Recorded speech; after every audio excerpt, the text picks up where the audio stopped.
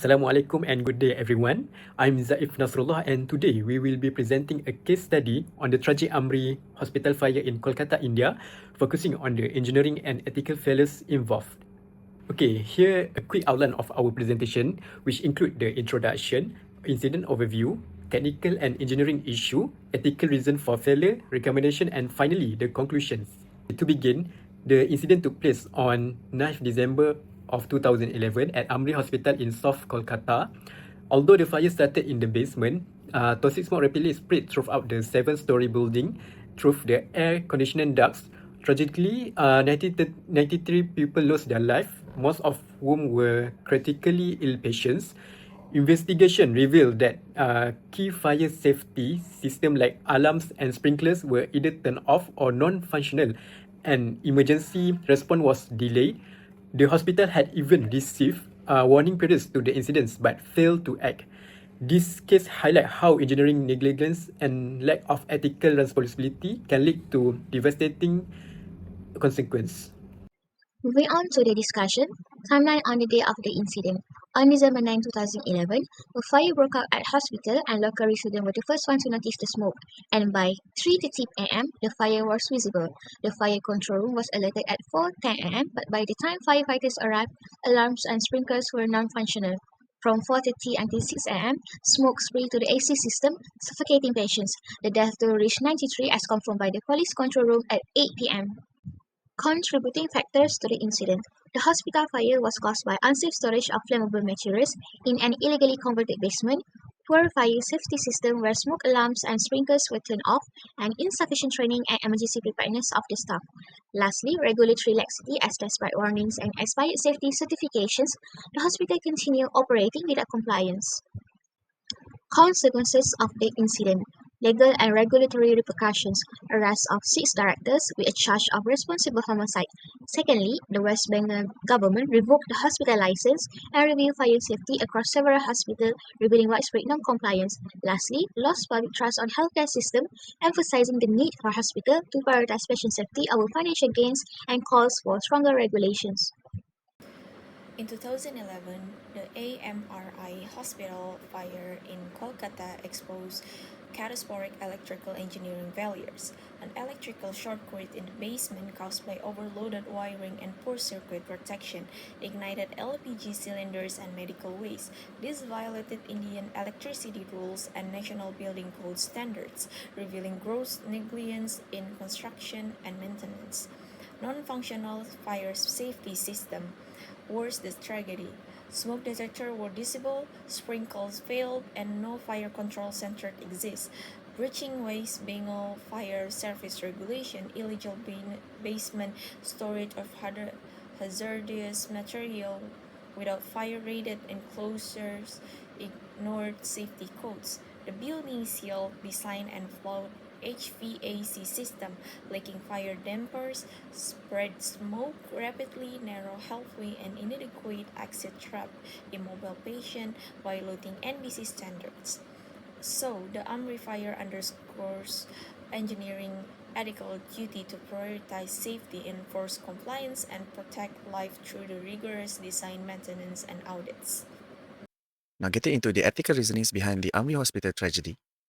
The first one is the violation of non-maleficence. AMRI Hospital violated the ethical principle of non-maleficence by allowing hazardous materials such as LPG cylinders and medical waste to be stored in the basement. This created a major fire risk that was worsened by poor electrical maintenance. The hospital ignored repeated safety warnings, showing clear negligence in protecting patients. This kind of systemic oversight has been identified as a recurring issue in Indian hospitals, as highlighted by Juyal and colleagues. The second one is the lack of ethical leadership and accountability. The incident exposed a lack of ethical leadership and accountability. Fire alarms and sprinklers weren't functioning, evacuation procedures were unclear, and several exits were locked. These were isolated mistakes, but the result of management choosing convenience over safety. Ray, Tripathi, and Ota have noted that many hospitals in the region suffer from poor safety governance, which directly contributes to such failure. Lastly, the absence of a safety-focused ethical culture. A strong safety culture was clearly missing in the AMRI hospital. Critical systems like sprinklers and detectors were disabled.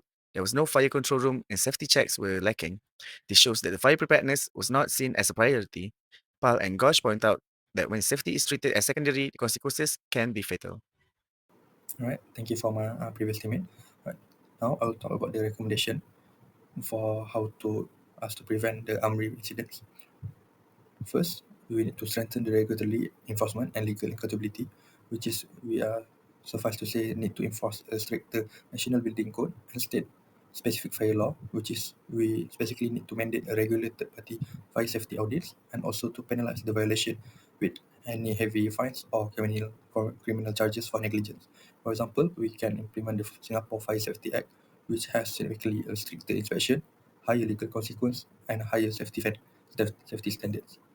Next, we also need to improve the technical and infrastructure safeguards, which is need to equip hospital and high-rises apartments with smoke detector, sprinkler system, and also mechanical ventilation and exhaust system. We also are needed to avoid any sealed glass facade and inappropriate storage of flammable materials. For example, we can implement how Tokyo's hospital use real-time fire suppression system and it helps prevent fire outbreaks during the 2011 earthquake. Third, we can also build institution preparedness, which is we can train the staff in fire safety protocols, conduct a regular fire drills and emergency simulation, and also appoint fire wardens in each hospital or buildings.